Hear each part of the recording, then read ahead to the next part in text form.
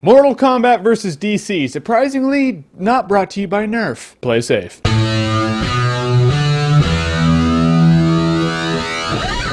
So Ed Boon and the Mortal Kombat crew wanted to do something a little differently with Mortal Kombat, so DC said, yeah, okay, we'll do a crossover with our guys versus your guys. And there is some good and bad to that. So in the recent 3D Mortal Kombat games like Mortal Kombat Deadly Alliance, Deception, and Armageddon, the games relied heavily on this really clunky combo system. I mean, yeah, each guy had his own set of special moves like fireballs and teleports, but it didn't matter because the combos won the match. You had to memorize these sets of like 7 to 12 button combinations that you couldn't build off of, they didn't vary, they were set combos with no room for improv, and they made for a very clunky experience. In short, I'm a huge Mortal Kombat fan, and that gameplay was crap. But with the new Mortal Kombat coming out in April 2011, they promised to do away with that combo system and revert back to the classic Mortal Kombat gameplay consisting of making your own combos and juggles with your special moves and imagination. Building your own combos is pretty much the pinnacle of a fun fighting game. And I, for one, was pleasantly surprised to see that they already actually took a step in that direction with Mortal Kombat vs. DC Universe. Gone is the clunky-ass combo system of the last 3 Mortal Kombats. Mortal Kombat vs. DC Universe has taken a step towards a more classic feel of the old Mortal Kombats. Granted, the fighting system isn't exactly a deep one, but it's 100 times better than the last 3. What I don't like about this fighting mechanic are 2 modes, one called Free Fall Combat, where you're pretty much falling off a building and you're beating the piss out of your opponent, but if they push the same button you push, they will flip you around and you take all the damage, which the computer will always do to you. And another mode called Close Combat, where the camera zooms in and you're pushing buttons to beat up your opponent, but if your opponent pushes the same button you push, they break out of it, which the computer will always do to you. These 2 modes are pretty much based on luck, and I don't like luck determining a fighting game. So no to these modes, and I avoid them when I can. And the elephant in the room,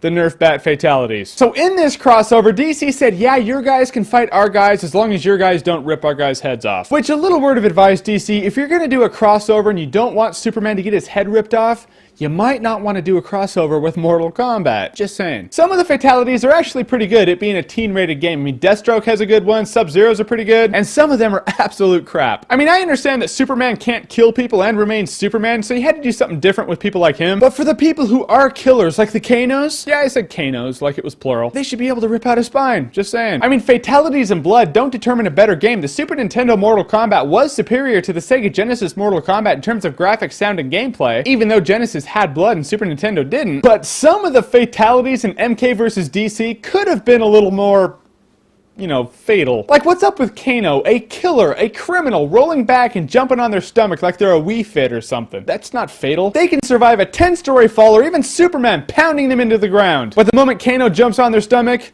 that's curtains. Now that is bullshit. So in the end, the teen rating is a bit annoying and some of the fatalities could have been better even with a teen rating, but the gameplay is 100 times better than the past 3 Mortal Kombats. And it's a great step in the right direction in terms of gameplay, which, if what we see is what we get, should be perfected with the new MK coming out this April. I mean, yeah, I would have felt cheated if I bought this game for $60, but now that you can buy it for 20, yeah, it's definitely worth buying for $20, especially if you need a holdover fix between now and April. Mortal Kombat! And that, fellow Mortal Combatants, is that in terms of Mortal Kombat vs. DC. And if you like what you've seen here and you want to see more, then click right here to see more.